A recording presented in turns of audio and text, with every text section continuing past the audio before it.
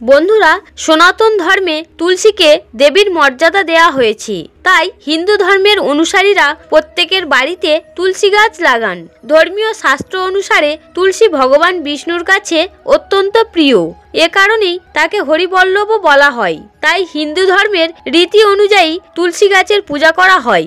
এর পাশাপাশি বাস্তুশাস্ত্রে তুলসী গাছকেও অনেক গুরুত্ব দেওয়া হয়েছে। বাস্তুবিজ্ঞান বলে যে বাড়ির আঙিনায় তুলসী গাছ লাগানো হলে সেই গাছের পরিবর্তন জীবনে শুভ এবং অশুভ সময় আসার ইঙ্গিত দেয়। তাই এতে ঘটে যাওয়া পরিবর্তনগুলোকে উপেক্ষা করা উচিত নয়। আসুন জেনে নেওয়া যাক তুলসী গাছ কিভাবে ভালো ও খারাপ দিনের ইঙ্গিত দেয়। 1. যদি তুলসী গাছ শুকিয়ে যায় তবে ধরে নেওয়া উচিত যে পরিবারে অশুভ কিছু ঘটতে পারে। প্রকৃতপক্ষে বুধ গ্রহের নেতিবাচক প্রভাবের কারণে তুলসী গাছ শুকিয়ে যায়, যার ফলে বাড়িতে বসবাসকারী ব্যক্তিদের মানসিক বিকার দেখা যায় এবং পরিবারের সদস্যদের মধ্যে ঝগড়া বিবাদ হতে পারে এবং সব কাজে বাধা বিপত্তি দেখা দিতে পারে।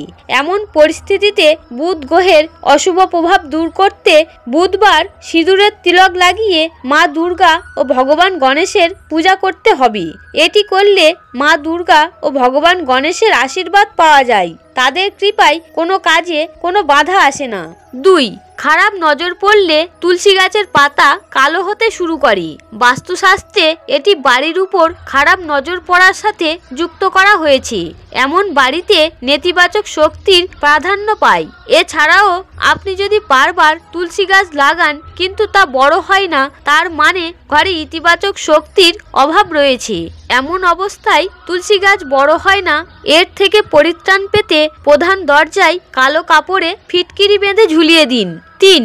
যদি ভালো আবহাওয়া থাকা সত্ত্বেও তুলসী পাতা হলুদ হয়ে পড়ে এবং ঝরে যায় তবে এটা ইঙ্গিত দেয় যে দেবী লক্ষ্মী আপনার ঘরে কোনো কারণে ক্রুদ্ধ হয়েছেন এবং ঘরে দারিদ্রতা বিরাজ করছে।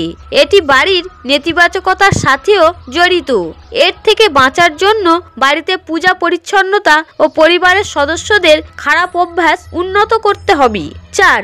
সঠিকভাবে যত্ন নেওয়া সত্ত্বেও যদি তুলসী গাছের পাতা সবুজ না থাকে তাহলে এটাকে সম্পদ ও স্বাস্থ্যের জন্য খারাপ লক্ষণ হিসাবে দেখা উচিত। বাড়িতে আর্থিক ক্ষতি হতে পারে বা কেউ অসুস্থ হয়ে পড়তে পারে। বাড়িতে কারোর আঘাত পাওয়ার সম্ভাবনাও থাকতে পারে। এর জন্য আপনাকে মা লক্ষ্মীর পাশাপাশি ভগবান বিষ্ণুর উপাসনা করতে হবে। 5. আপনার বাড়িতে তুলসী গাছ যদি ফুলে ফেঁপে ওঠে বা হঠাৎ করে সবুজ হয়ে যায় তাহলে তা খুবই শুভ লক্ষণ বলে মনে করা হয়।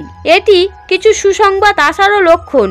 এটা বিশ্বাস করা হয় যে যে বাড়িতে তুলসী গাছ সবুজ থাকে সেখানে ভগবান বিষ্ণু ও দেবী লক্ষ্মীর আশীর্বাদ থাকে।